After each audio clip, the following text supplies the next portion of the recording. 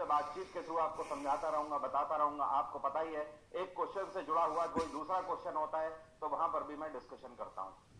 आप सभी के प्यार के लिए बहुत बहुत आभार। चलिए आंसर करिए, ये कौन सी जगह है जहां पर बुद्धा का जन्म हुआ था? पहले तो आप ये बताओ। तो हमेशा ध्यान रखना, बुद्धा का जन्म पूछता है कि कहां पर हुआ था, तो इनका जन्म कहां पर हुआ था? लुम्बिनी में इनका जन्म हुआ था। आज की डेट में आप जिसको नेपाल के नाम से जानते हो, ठीक है। दूसरी चीज, इनकी मृत्यु कहां पर हुई थी? तो आपको ध्यान रखना है, इनकी मृत्यु हुई थी कुशीनगर में। कहां पर? कुशीनगर में। तो जन्म और मृत्यु पता लग गया। अब इस क्वेश्चन में पूछा गया है कि बुद्धा को ज्ञान की प्राप्ति कहां पर हुई थी, तो आपका आंसर क्या हो जाएगा? बोध गया। ठीक है, इसको बोध गया इसी वजह से बोला जाता है कि बुद्धा को यहां पर बोध हुआ था। बोध मतलब ज्ञान की प्राप्ति हुई थी। अदरवाइज ये बिहार का गया शहर है, का सबसे बड़ा, तो गया में ही बन रहा है सबसे बड़ा स्टैचू। आर्य समाज के संस्थापक कौन थे? आर्य समाज की स्थापना किसके द्वारा करी गई थी? तो हमेशा आपको एक नाम ध्यान रखना है। कौन? कोई बता सकता है? आर्य समाज के संस्थापक कौन थे? स्वामी दयानंद सरस्वती, ठीक है, जिनके द्वारा आर्य समाज की स्थापना करी गई थी। कौन से वर्ष में करी गई थी? सन 1875 में करी गई थी। कभी कभी पूछ देता कहां पर करी गई, तो ये करी गई थी मुंबई में। कहां पर? मुंबई में। मुंबई में एक जगह है जिसका नाम है गिरगांव। तो गिरगांव में मुंबई के अंदर 1875 में आर्य समाज की स्थापना स्वामी दयानंद सरस्वती ने करी थी। यहीं पर एक क्वेश्चन और पूछा जाता है, स्वामी दयानंद सरस्वती का ओरिजिनल नेम क्या है? इनका रियल नेम क्या है? क्योंकि स्वामी की तो उपाधि इनको दे दी गई थी, तो इनका रियल नेम क्या था? मूल शंकर था। क्या था? मूल शंकर। अगले क्वेश्चन पे आते हैं, जिसको पंजाबी भाषा आप बोलते हो ना, ठीक है, पंजाबी भाषा नॉर्मल लैंग्वेज में आप उसे बोलते हो, दरअसल उसे किस नाम से जाना जाता है? पंजाबी जो है ये साइन लैंग्वेज है किसकी? गुरमुखी, गुरवाणी, संकीरत या फिर प्राकृत? तो इसको बोलते हैं गुरमुखी भाषा। क्या बोलते हैं? गुरमुखी भाषा। ठीक है, ध्यान रखिएगा। अब मेरा सवाल आपसे यह है, गुरमुखी भाषा सिख धर्म के अंदर कौन से गुरु के द्वारा दी गई है? बताइए, गुरमुखी भाषा सिख धर्म के अंदर कौन से गुरु के द्वारा दी गई है? बताओगे? चलिए मैं ही बता देता हूं, गुरु अंगद देव के द्वारा दी गई है। अब आप में से कई लोगों को समझ आने लगा होगा कि ये बेसिक क्वेश्चन भी हमें कहां से फंसाते हैं। ठीक है, तो अपने आप से खुद सवाल करिए और उसका जवाब लीजिए। अगला क्वेश्चन है, what is the southern most area of Indian land? Bharat में भूमि के आधार पर अगर देखा जाए तो सबसे दक्षिणी अक्षांश क्षेत्र कौन सा है? इसको क्या बोला जाता है? भारत का सबसे दक्षिणी हिस्सा। इंदिरा पॉइंट, कन्याकुमारी, मन्नार की खाड़ी या फिर इंदिरा कोल? भैया मन्नार की खाड़ी तो ये है ना, भारत की सीमा रेखा के बाहर है ना, मतलब ये जो आप बोल सकते हो वाटर बॉडी है, यही है ना मन्नार की खाड़ी, श्रीलंका और भारत के बीच में। तो इसकी तो बात ही हटा दो, ये आपसे क्या पूछ रहा है? भूमि वाला हिस्सा। तो भैया ये जो भूमि वाला हिस्सा है ये है कन्याकुमारी। ये कहां पर पड़ता है? तमिलनाडु में पड़ता है। कभी कभी आपसे पूछ देता है, भूमि हटा देगा, केवल ये वर्ड हटा देगा, और अब आपसे पूछेगा which is the southern most point of India, तब आपका आंसर क्या हो जाएगा? आपका आंसर हो जाएगा इंदिरा पॉइंट। ठीक है, ये कहां पड़ता है? ये आपका अंडमान निकोबार में पड़ता है। अगला question, the sun rises in which state of India firstly? Bharat का ये कौन सा राज्य है जहां पर सूर्य सबसे पहले उगता है? तो भारत में सूर्य सबसे पहले कहां से उगता है? पूर्व से उगता है ना भाई। तो भैया सबसे पूर्वी राज्य भारत का कौन सा है? अरुणाचल प्रदेश, जहां से सबसे पहले, अरे भाई ईस्ट हो गया, वेस्ट हो गया, नॉर्थ हो गया, साउथ हो गया, तो भैया सूर्य इधर से शुरू हो रहा है ना, तो अरुणाचल प्रदेश। इसी में एक और क्वेश्चन, दुनिया का ये कौन सा देश है जहां पर सबसे पहले सूर्य उगता है? तो आप जब वर्ल्ड का मैप देखोगे, मानचित्र देखोगे, तो उसमें आप देखोगे ये एशिया वाला रीजन है, और जब आप और आगे चलते चले जाओगे तो यहां देखोगे जापान। क्या है? जापान, पैसिफिक ओशियन में। तो पूर्व में सबसे पहले सूर्य कहां पर उगेगा? जापान में उगेगा। जापान में सबसे पहले सूर्य की किरणें गिरती हैं। ठीक है, और भारत में वही क्रम अरुणाचल प्रदेश में। इसी में क्वेश्चन उल्टा कर देता है, भारत में ये कौन सा राज्य है जहां पर सबसे आखिर में सूर्य डूबता है? तो भैया सबसे पश्चिमी जो होगा वहीं पर सबसे आखिर में डूबेगा। तो सबसे पश्चिमी राज्य कौन सा है? गुजरात हो गया। 3 क्वेश्चन यहां से निकले हैं। अगले क्वेश्चन पे आते हैं, इंसुलिन किस बीमारी का इलाज करने के लिए यूज किया जाता है? कैंसर, एचआईवी, डायबिटीज या फिर ल्यूकीमिया? इंसुलिन बिल्कुल बेसिक सा क्वेश्चन है। इंसुलिन किस बीमारी का इलाज करने के लिए यूज किया जाता है? इंसुलिन का स्त्राव किससे होता है? इंसुलिन एक तरीके का हार्मोन है ना। देखिए, हमारी बॉडी में पैंक्रियाज होती है ना, और पैंक्रियाज दो तरीके के हार्मोन्स को रिलीज करती है। एक जिसको हम लोग बोलते हैं इंसुलिन, और दूसरा जिसको हम लोग बोलते हैं क्या? ग्लूकेगॉन। ग्लूकेगॉन शुगर को कंट्रोल करने का काम करता है, ठीक है। वैसे इंसुलिन डायरेक्टली शुगर को कंट्रोल करने का काम करता है। ये इंसुलिन क्या करता है, बॉडी में जो शुगर होती है उसको ग्लूकोज में कन्वर्ट कर देता है, और जब वो ग्लूकोज के फॉर्म में इकट्ठा होता है तो उसी को बोलते हैं ग्लूकेगॉन, ठीक है। अब जब इंसुलिन काम ही नहीं करेगा तो जाहिर सी बात है आपकी बॉडी में जो शक्कर होगी, जो चीनी होगी, वो ग्लूकोज में कन्वर्ट हो नहीं पाएगी, और जब चीनी की अधिकता हो जाएगी तो क्या हो जाता है? डायबिटीज हो जाती है, ठीक है। हिंदी में क्या बोलते हैं? मधुमेह नाम की बीमारी हो जाती है। इतना क्लियर है सभी को? और सुल्तान को इतनी मोहब्बत कम क्यों बख्शी गई है? मोहब्बत थोड़ा सा ऊपर बढ़ाओ। चलिए बताइए, कोई व्यक्ति जब एचआईवी से ग्रसित होता है, ठीक है, तो उसकी बॉडी में कौन से सेल्स होते हैं जिनका विनाश हो रहा होता है? कोई व्यक्ति जब एचआईवी से ग्रसित होता है तो उस व्यक्ति की बॉडी में, उस व्यक्ति के शरीर में कौन से सेल नष्ट हो रहे होते हैं? आंसर क्या है? लिम्फोसाइट्स। क्या बोलते हैं? लिम्फोसाइट्स। लिम्फोसाइट्स कहां पाए जाते हैं? ये हमारे रक्त में मौजूद जो श्वेत रुधिर कणिकाएं होती है, जिनको WBC बोलते हैं, WBC के अंदर 5 तरीके के सेल्स पाए जाते हैं। उन 5 में से एक सेल होता है लिम्फोसाइट। और ये लिम्फोसाइट्स काम क्या करते हैं? ये प्रतिरोधक क्षमता का काम करते हैं। ये हमारी बॉडी में रोगों से लड़ने की क्षमता रखते हैं। बात आ रही है समझ? ओके। और जब ये लिम्फोसाइट ही डिस्ट्रॉय होते हैं तो जाहिर सी बात है इंसान किससे ग्रसित हो जाएगा? एचआईवी से ग्रसित हो जाएगा। क्लियर है इतना? कोई दिक्कत तो नहीं किसी को? आगे बढ़ते हैं। बिहू एक फेमस त्योहार है कौन से राज्य का? बिहू कौन से राज्य का प्रसिद्ध त्योहार है? बहुत सिंपल है, यह आसाम का प्रसिद्ध त्योहार है, ठीक है। और बिहू फसल कटने के बाद मनाया जाता है। एक बात बताइए, अभी हाल ही में कई सारी राज्य सरकारें कौन सी तरीके की फसलों के लिए अभियान चला रही हैं? बताइए, कौन सी तरीके की फसलों के लिए अभियान चला रही हैं? ध्यान दीजिएगा इधर। 2 तरीके की जनरली फसल होती है। कौन सी? एक होती है रबी की फसल और एक होती है खरीफ की फसल। तो रबी की फसल का समय क्या होता है? रबी की फसल की जो बुआई है ये अक्टूबर में करी जाती है और इसकी कटाई होगी जाकर फरवरी में। इसकी बुआई अक्टूबर से दिसंबर तक करी जाती है। ये फसल बनके तैयार होती है फरवरी में, फरवरी में इसे काटा जाता है। और जो खरीफ की फसल होती है ये गर्मी में होती है, इसे जून के महीने में उगाया जाता है, ठीक है, जून जुलाई के महीने में। और काटा कब जाता है? ये फसल काटी जाती है अक्टूबर में। तो अभी जो फसल की कटाई हुई है वो कौन सी फसल की कटाई हुई है? खरीफ की फसल की कटाई हुई है। और अब कौन सी फसल की बुआई होने जा रही है? रबी की फसल की बुआई होने जा रही है।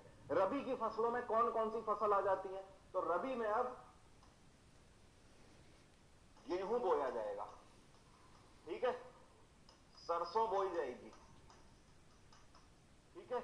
ये सब आपकी किसमें आ जाती हैं? रबी की फसलों में आ जाती हैं। दूसरी तरफ इसी में आपकी जौ भी आ जाती है। खरीफ की फसलों में कौन सा है? धान हो गया, मतलब जिसको चावल बोलते हो, सोयाबीन हो गया, ठीक है। ये सब खरीफ की फसलों में आ जाती है। कोई दिक्कत तो नहीं यहां तक किसी को? अगले क्वेश्चन का आंसर करिए, बस 1 मिनट में मैं आया। आपसे यहां पर पूछ रहा है गूसबेरी में कौन सा विटामिन पाया जाता है? गूसबेरी में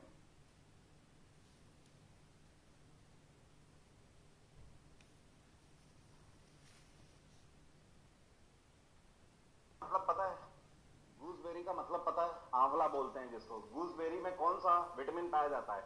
आंवला कैसा होता है? खट्टा होता है ना। और जितनी भी खट्टी चीजें हैं उसमें कौन सा विटामिन होगा? विटामिन सी होगा। कभी कभी पूछ देता है विटामिन सी का साइंटिफिक नेम क्या है, तो आपका आंसर क्या होगा? Ascorbic acid. क्या नाम होता है? एस्कॉर्बिक एसिड, इसका साइंटिफिक नेम है। अगले क्वेश्चन पे आते हैं। भारत का पहला गवर्नर जनरल कौन था? इसमें बड़ा कंफ्यूजन हो जाता है भाई। भारत का पहला गवर्नर जनरल कौन था?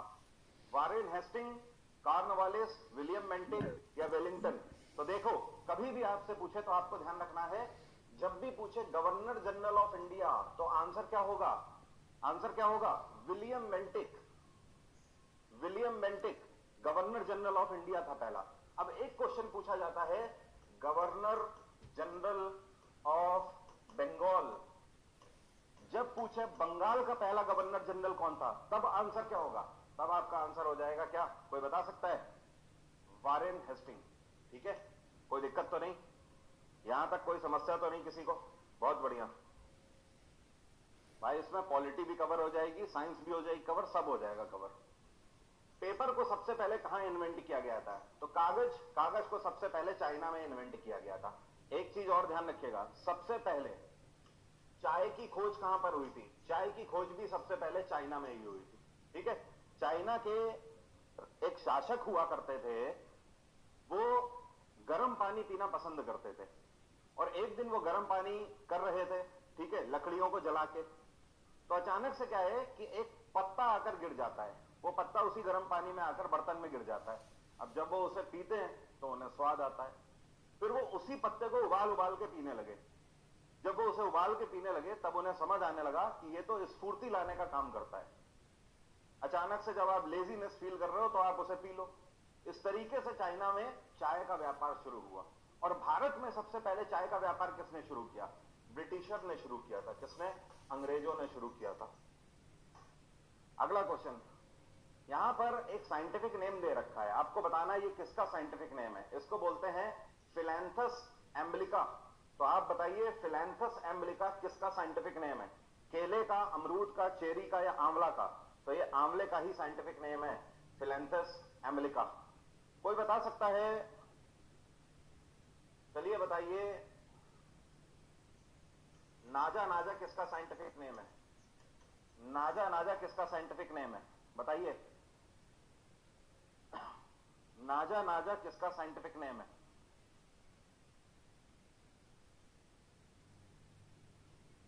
Have anybody idea about it? नाजा नाजा किसका साइंटिफिक नेम है? जल्दी से बताइए। नाजा नाजा पता है किसको बोलते हैं? नाग को बोलते हैं। किसको? नाग। ओके, पूरे एशियन रीजन में और स्पेशली भारत में इसको नाग बोला जाता है।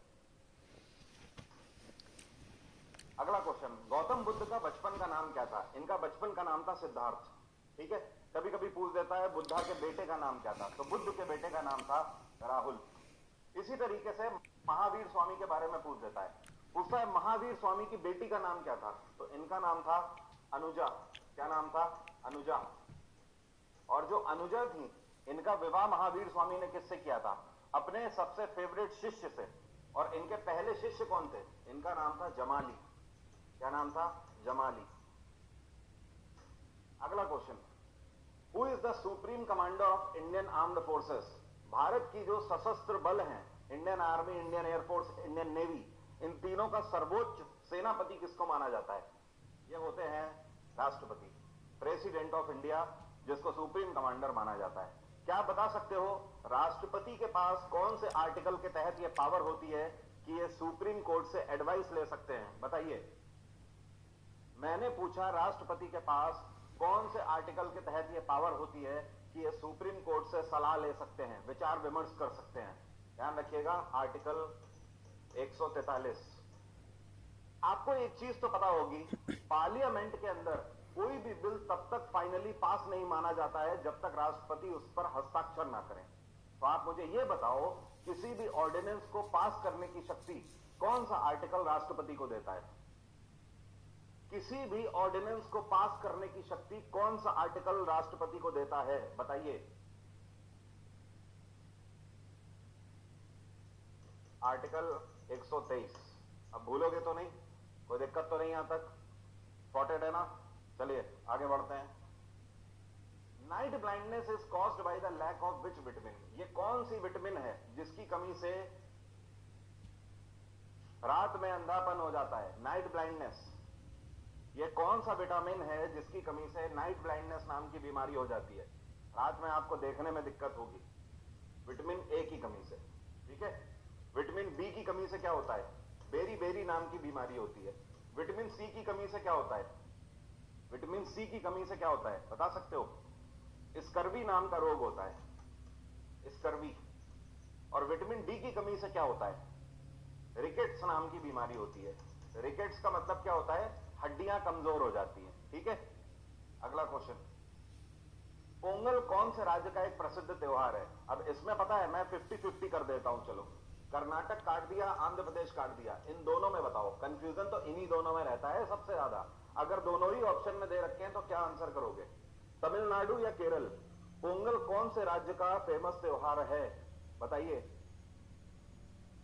पोंगल कौन से राज्य का फेमस त्योहार है? तमिलनाडु या केरल? दो तो मैंने हटा दिए, दो ही केवल चॉइस बची हैं, बताइए तमिलनाडु या केरल?